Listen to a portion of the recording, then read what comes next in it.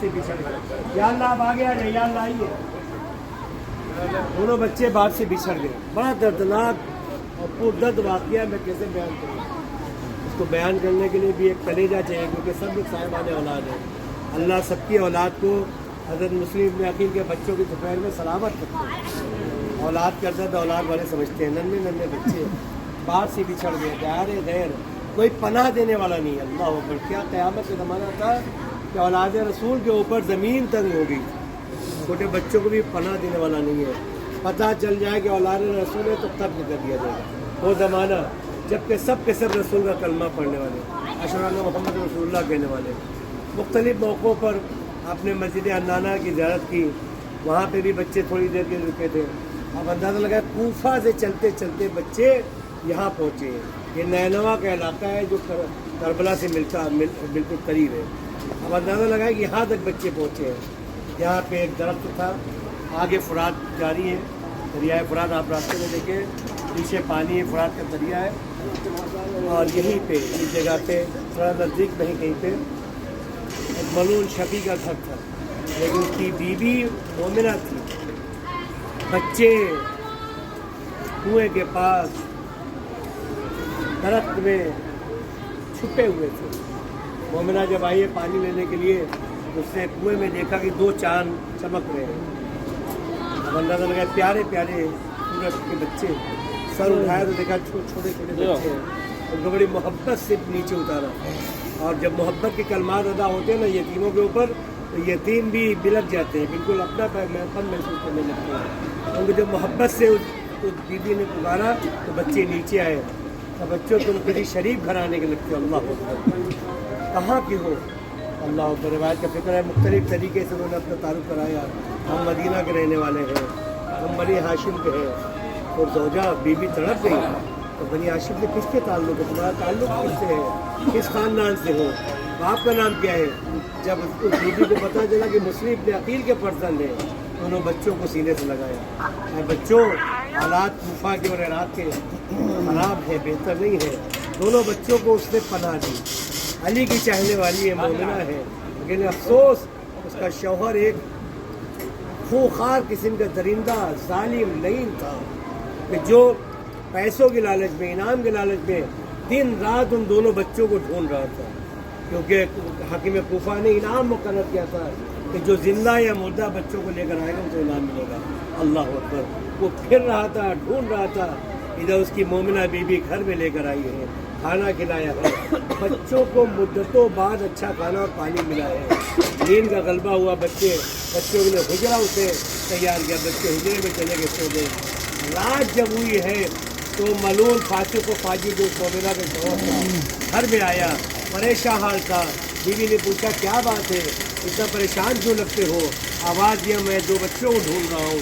صبح سے شام تک ڈھونڈتے ڈھونڈتے بچے کہیں نہیں ملے. کاش مجھے مل جائے تو میں یہ کر دوں گا, یہ وہ کر دوں گا. اللہ اکبر. زوجہ لڑک گئی کہ نہ جانے کیا ہوگا اگر اس کے ہاتھ بچے ملتے. کسی طریقے سے اس کی منت سماجت کر کے اس کی خدمت کر کے اس کو اپنے حجرے میں لے گئی. لیکن اللہ اکبر, ہونی کو کون ڈال سکتا ہے. رات میں بچوں نے خواب میں دیکھا کہ ایک بہشت ہے, ایک باغ ہے جس میں سرکار دو عالم صلی اللہ علیہ وسلم ان بچوں کو ہاتھوں میں اٹھائے ہوئے پیار کر رہے ہیں. بچوں گھبراؤ نہیں, بہت قریب وقت ہے کہ جب تم اس سے ملنے والے ہو. تو روایت کا فکر ہے خواب میں انہوں نے حضور کا دیدار کیا اور خواب سے بیدار ہوئے. جب خواب سے بیدار ہوئے تو ان کے حجرے سے حرکت محسوس ہوئی, کچھ آواز محسوس ہوئی. تو اس شقی کے کانوں میں پڑی, وہ نیند سے جاگا, بیدار ہوا. یہ آواز کہاں سے آ رہی ہے, یہ حرکت کہاں سے آ رہی ہے؟ تو ڈھونڈتے ڈھونڈتے اس حجرے میں پہنچا. کیا دیکھا کہ 2 ننھے بچے جن کو کئی دنوں سے میں ڈھونڈ رہا ہوں وہ کہاں ہے, وہ اسی گھر میں ہے. اللہ اکبر. اس کو تو اس کی جیسے مراد پوری ہو گئی, اس کی جیسے آرزو پوری ہو گئی, اس کی جیسے حسرت پوری ہو گئی. لیکن قیامت کا منظر ہے. اللہ اکبر. میں کیسے جملات کروں. یتیم بچوں کے اوپر شفقت کے ہاتھ پھیرا جاتا ہے. اس ملعون نے نہ جانے کس طریقے سے ظلم و جور کے ذریعے سے کبھی تماچے مارے اور بال کھینچ کر اٹھایا ہے. اللہ اکبر. پوری رات نہیں بھی بچے پورا سوئے نہیں، بال کھینچ کر نیند سے بیدار کیا ہے. پیچھے پیچھے زوجہ بھی آئی، ہاتھوں کو جوڑ کر منت سماجت کر رہی ہے، لیکن وہ ملون ماننے کے اوپر تیار نہیں ہے. تلوار کو نکالا، کاٹنا چاہتا ہے. بچوں نے کہا اے شخص تجھے معلوم ہے ہمارے اوپر حاکم کوفہ نے انعام مقرر کیا ہے، تو ہمیں زندہ وہاں لے کر چل، تجھے انعام ملے گا. لیکن شقی القلب تھا. اللہ اکبر، میں کیسے عرض کروں، گھسیٹتے ہوئے اسی مقام پہ آیا تھا. یہاں سے نہر فرات نزدیک ہے، گھسیٹتے ہوئے اولاد بنی ہاشم، اللہ اکبر، اولاد مسلم کو گھسیٹتے ہوئے آیا. پیچھے پیچھے زوجہ منت سماجت کرتے ہوئے آ رہی ہے. ایک روایت میں کہ بیٹا منت سماجت کرتے ہوئے آ رہا ہے، اور ایک روایت میں کہ غلام بھی منت سماجت کرتے ہوئے آ رہا ہے. ارے ننھے بچوں کو چھوڑ دو، معصوم سے تو جان ہے، اگر تمہیں چاہیے تو تم زندہ جا کے حاکم کے حوالے کر دو، مگر ان کو مت قتل کرو. لیکن وہ ملون شقی القلب تھا. اللہ اکبر. روایت کا فقرہ ہے، ایک روایت میں کہ بچے نے جب روکنا چاہا تو بچے کو مار دیا.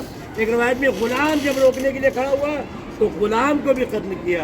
اور ایک روایت میں کہ جب زوجہ نے دونوں بچوں کو قتل ہونے سے روکنا چاہا تو زوجہ کو بھی ملعون نے قتل کر دیا. کہ روایت کا فکرہ ہے، دونوں بچوں کی طرف متوجہ ہوا. ایک ہے محمد اور ایک ہے ابراہیم. ذرا اندازہ لگائیں، دونوں بچوں کو زانو کے بل بٹھائے. اب یہاں سے بس دو جملہ ہے، اگر ایک قطرہ آنسو اگر جاری ہو گیا تو حضرت مسلم کو بھی اور امام حسین کو بھی تسلی ہو گئی. دونوں بچوں زانو کے بل بیٹھے. روایت کا فکر ہے، تلوار کھینچی، آواز دیا پہلے کون مرنا چاہتا ہے؟ تو چھوٹے نے کہا میں چھوٹا ہوں، پہلے مجھے قتل کرو. اللہ کو بڑے بھائی کو ترس آیا. بڑے نے کہا نہیں میں بڑا ہوں، پہلے مجھے قتل کر دو. اللہ کو میں کیسے جملہ ادا کروں؟ ایک کو قتل کیا، سر اٹھا کے کنارے رکھا، لاش جو ہے فرات میں پھینکا، بھائی دیکھتا رہا کٹے ہوئے سر کو. اللہ اکبر. پھر ملعون نے دوسرے ننھے بھائی کو قتل کیا، سر اٹھا کے بازو میں رکھا. اور روایت کا فقرہ ہے جب پہلے بھائی کو فرات میں پھینکا تو فرات کے اوپر، پانی کے اوپر لاشا تیرتا رہا. جب دوسرے بھائی کو قتل کر کے ملعون نے فرات میں پھینکا تو دونوں لاشیں ارے باہم بغل گر ہوئے، پھر فرات میں غرق ہو گئے. گویا کہنا چاہتے ہو اے بھائی، نہ زندگی میں ہم اکیلے تھے، نہ موت کے بعد ہم اکیلے ہوں گے. الا لعنۃ اللہ علی القوم الظالمین وسيعلم الذين ظلموا